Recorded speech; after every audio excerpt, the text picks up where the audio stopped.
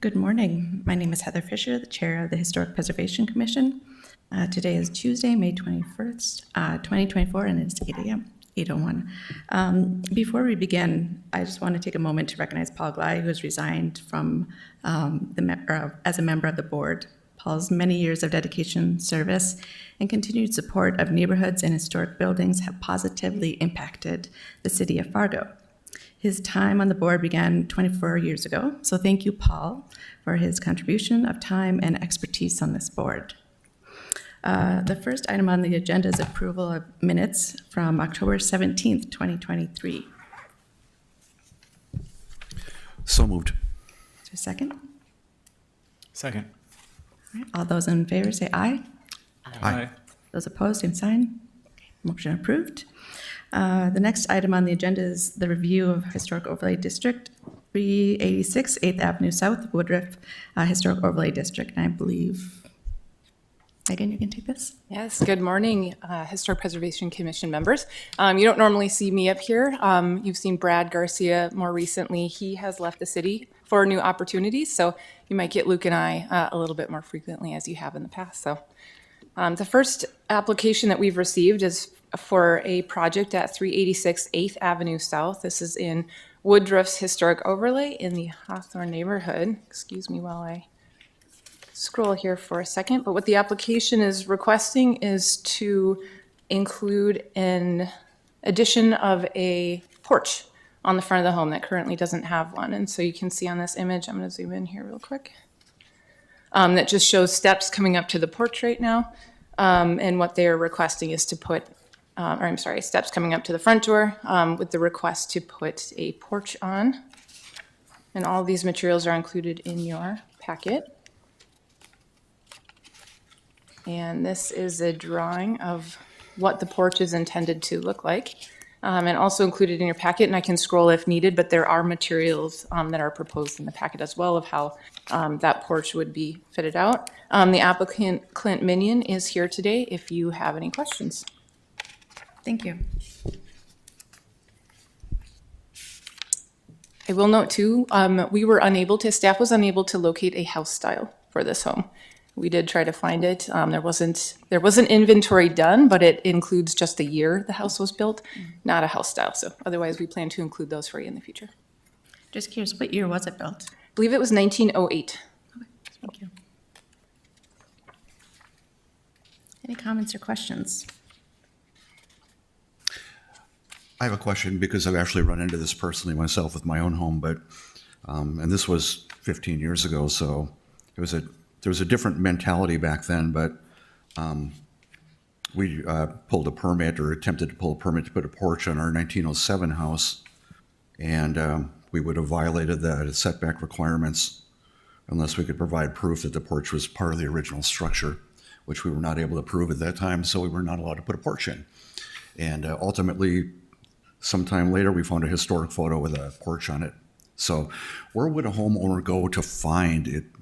Currently it says that if they violate the LDC setback requirements, the homeowner has to provide proof that the porch was a part of the original structure. Where would they find that? Is that historic photos, or where would that come from? That's a great question. There's probably different sources, but historical archives potentially. But The Institute for Regional Studies has an incredible collection. That's where I would go first. Okay. And in this case, did we actually do a measurement to find out if the porch would not violate the front setback requirement? yes, as part of this, Luke worked with the inspections department to verify, and so there should not be Okay. any issues with setback. Yep. I mean, it's a good addition. I'm fully in favor of it, so. So this, Any other comments? there's the, I'll just compliment little details like adding the round column instead of a square column. I really appreciate that. So thank you for that attention to detail. Any other comments? Motion? Move to approve. yeah, A second? I'll second. All those in favor say aye. Aye. Those opposed, same sign. Right. Motion is approved. Thank you. Next item on the agenda, 1101 8th Street South, the Erskine Overlay District. And just to let the board know, I'll be presenting on behalf of the client, so I'll recuse myself for the vote. Thank you. Do we still have quorum for a vote then? Yep. Okay, just making sure. Yep. This is an application at 1101 A Street South for a new construction project within Erskine's historic overlay. This is also in the Hawthorne neighborhood. The original house was built in 1900. However, in March 15th of 2022, your commission approved a demolition for the structure, which, thinking back to that time, I don't think that was the first time this commission approved a demolition for that structure. So in your packet is the application as well as renderings and materials that are included with the proposed build. Apologies for the scrolling here. Image of where this is located, 11th Street and 8th Street. There's a lot of site context photos included with this application, and then renderings for what the proposed house would look like. And also, packet also includes materials. So I'll just leave it here and I'll let the applicant speak if they wish. Thank you. Thank you. Hello, everybody. Hello. So thanks for being here today to talk about 1101. As most of you probably know, it's been sitting vacant for quite some time. So we've been working with this particular client for about 2 years to try and make this thing work. It's a tricky site in terms of its dimension for what the desire is and relative to doing a new project. Of course, it's a balance of a lot of things, cost being one of them, constructability, and obviously the historic piece. So I'd be happy to answer any questions you might have.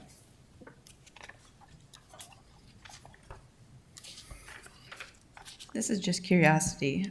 How wide is the site? Buildable width is about 32 and a half feet. Thank you. And we're just under that. So we're pulling in from the side setbacks just to kind of give a little relief, not to swell up the whole buildable area. So a little tricky. When did the property owners acquire that property? I think probably maybe a year and a half ago, perhaps a year and a half. They've been anxious to make a decision and, have been trying to shovel and take care of the hole as best as possible. But, they made a decision to move forward, and hopefully we can make that happen. The rabbits have moved in officially. Well, yeah, and they'll soon move out. Yes. Any other comments? I'd just like to say that I was impressed with this design. I think that it really, for a modern building, has a really nice nod to kind of the prairie craftsman type of architecture that one might expect to have been built in that neighborhood, while not trying to make itself look like a historic property. I think it was a very nice. Thank you very much. Yeah, that was the idea, to not try and build something that looked old, but, kind of weave it into the fabric. And the length of the building was another challenge, to try and not make it look like such a long form. So, a lot of considerations into play. And it's grown maybe just a fraction, but the intention is this is what it'll look like. Move to approve. Second. All those in favor? Aye. Aye. We all say aye. Those opposed, same sign. All right, motion is approved. Thank you. Thank you. Great job, Mike. Thank you. Other business? I have something that I would like to bring up. I have a motion to make, but I have a little bit of background to provide before I get to that. So first, I want to acknowledge the work of the city staff being down one man, and they have a lot on their plate right now. And also acknowledge the volunteers that sit on this commission.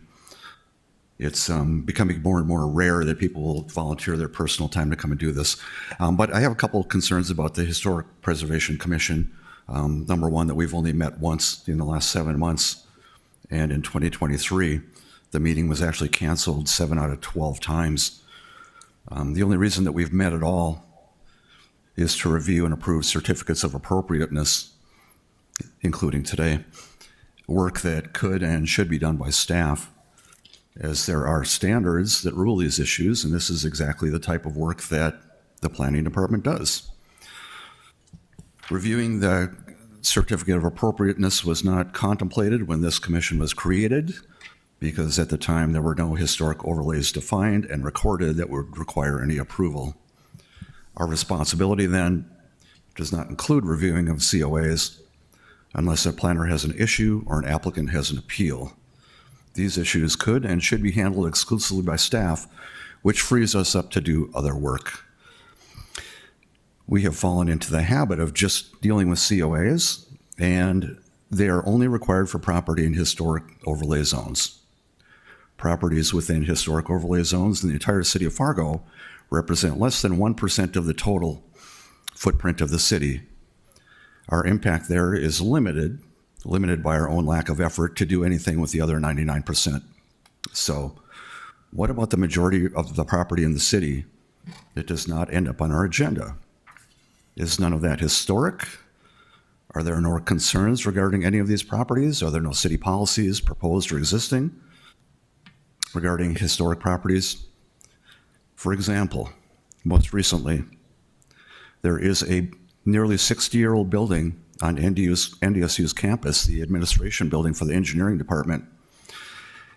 An excellent example of mid-60s architecture, and is going to be demolished, so I assume that they will come to the city and ask for a demolition permit if they have not already, and we will have nothing to say about that.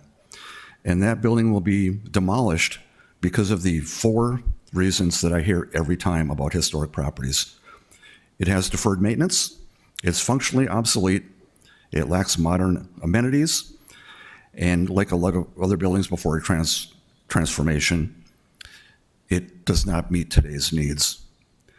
This reminds me of Renaissance Hall in downtown Fargo that was within hours of being demolished because it had deferred maintenance and functionally obsolete and lacked modern amenities and was saved. And if you've been in that building, I would say that one cleaned up pretty well. Recently, the City Commission changed the TIF policy to allow demolition of property to be accelerated. And there's no way for us to step in and express any concerns about historic property. Again, this commission was established to protect historic property, all historic property. The language from 1991 includes to establish criteria for classifying properties within the city as having historical significance, and also goes on to include to prepare or have prepared on its behalf a comprehensive inventory of historically significant properties within the city. Unlike many boards, volunteer boards, or commissions or committees that serve the city of Fargo, this commission does not have a city department feeding us agenda items other than the occasional certificate of authority. And even that is relatively seasonal. That's why we haven't met for 7 months. Outdoor construction takes place between May and September. If anything, maybe we should meet twice a month during those months. This board needs to hunt down its own work to aggressively protect the limited inventory of historic property in our city. But we are lacking a definition of historic property for any property located outside the historic overlay zones. And so I have asked several times for the definition of historic property, which apparently does not exist, the list that we could generate regarding historic properties, which apparently does not exist, and the bylaws that control this board, which apparently do not exist. So doing nothing for 99% of the property that could potentially be historic is a choice. And I'll suggest that if we do nothing while events that could be influenced occur, that is worse than not having this commission at all. So thus, I would like to propose and make a motion that we have a working meeting between now and the next meeting where we can define what the purpose of this commission is and that we can actually make a difference in the 99% of the property that does not fall within a historic overlay zone. So that's my motion. I would like to make that motion, that we have a meeting an hour or two where we can actually do some work on that to define our purpose. I would second that.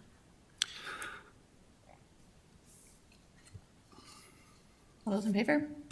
Aye. say aye. Aye. All right. Aye. Those opposed, same sign. Motion is approved. Is there anything else from the city?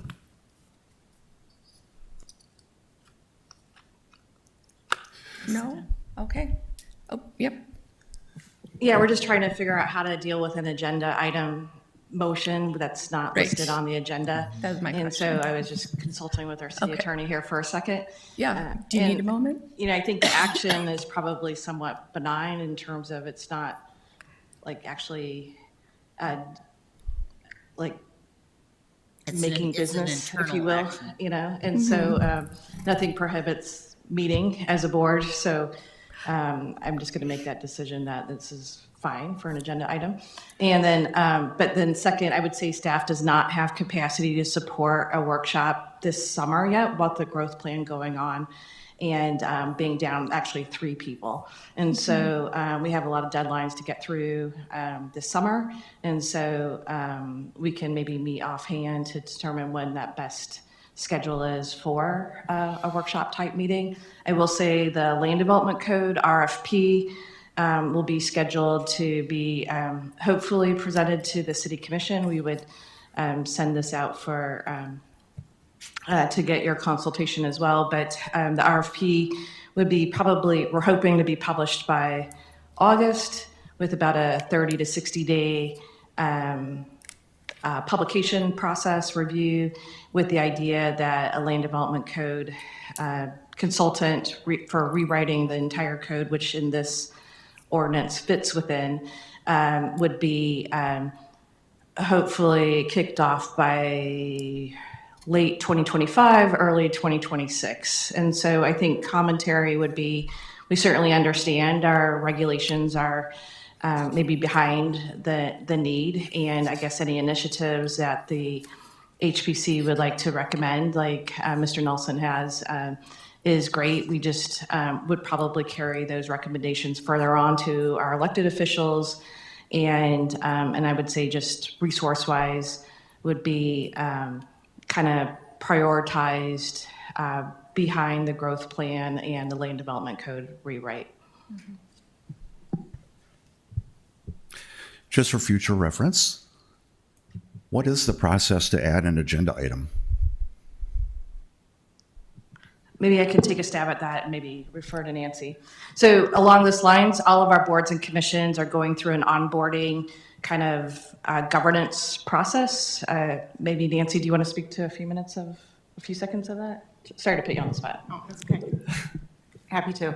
So I would say some of the boards do it differently. And so it's really submitting that agenda item to your staff person for the agenda publication, because that is made public. It is included on the website and out front.